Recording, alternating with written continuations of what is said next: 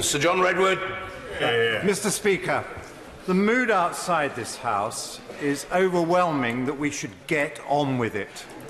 And the nation heard the Prime Minister and Government promise on countless occasions that we would be leaving on the 29th of March 2019 with or without a deal. It's quite true, the Prime Minister always said she really wanted a deal and she expected to get a deal, but she never ruled out leaving without a deal, and she was right not to do so.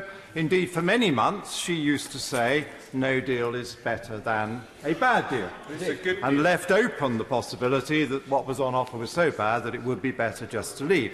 Now, I'm not someone who thinks we just leave. I think we leave with a series of deals, and I'm very pleased that the government has put in place the essential deals we need in order to leave. Of course, we needed an aviation deal and a haulage deal and a government procurement deal and all the rest of it. And those things have been sorted out, I'm told, over the long 2 years, 8 months that have elapsed since the original vote. And I'm very pleased that the government, in parallel, with constantly telling us it was going to get an agreement that we would like, carried on with so-called no-deal planning, which, as I said, is many-deal planning. It's having a series of lesser deals to make sure that things work smoothly so that we were in a good position, so that we had options. I wish to develop my argument a little. So the government put us in that position, and I think what we haven't heard from the Minister, but more importantly from the Prime Minister who is responsible for this, what the case is for this delay that we are now being asked to approve in United Kingdom legislation. Because it seems to be mainly geared to the idea that this House will accept the withdrawal agreement after we should have left rather than before we were going to leave. But we now learn that the actual deal offered was not allowing the government up until May or early June to put the thing through. The EU was very tough on the government and said you actually have to get the withdrawal agreement through before the official leaving date of the 29th of March under the previous understanding, leaving the government now only a couple of days to do that. And the question must be to the government, why has it taken so long to get this agreement into a shape which the House would pass?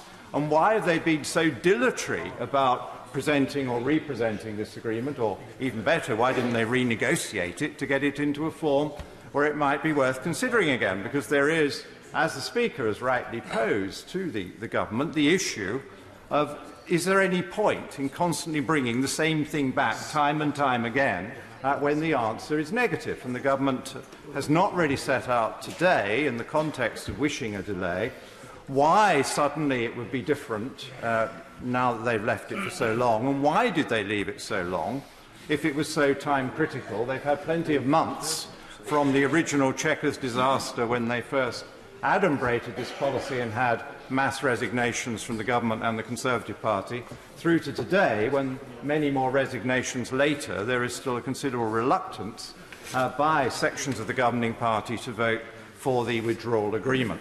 So I fear I'm not free to support this proposal this evening, because I think there hasn't been a good case for delay, and I don't think they've made the case with the public as to why we have to be let down when there was such a very clear promise embedded into the law, into the Withdrawal Act, which this Parliament passed. And I would recommend to the government that they think again about how they wish to use the time they are trying to buy.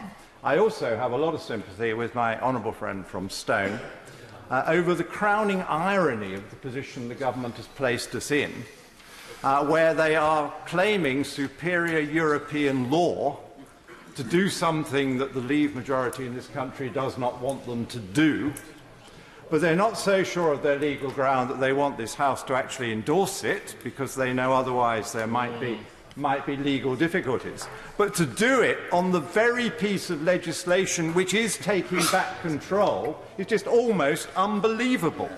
This House has rightly decided to back the vote of the British people and by a solemn statute say we are taking back control, and from the day that that comes into effect, all laws and matters relating to government and public business will be settled in this House of Commons and not by the EU. And we're now told that the Prime Minister can have a conversation in an evening meeting around a council meeting in Brussels. She can be pushed off her request and given something completely different from her request, and we're told that trumps anything the UK Parliament does. Well, if you wanted to sum up why 17.4 million people voted the way you did, you couldn't do better than take that example. We do not want this House sidelined or presumed upon. This House should decide when we leave the European Union, and it shouldn't have been settled in that way.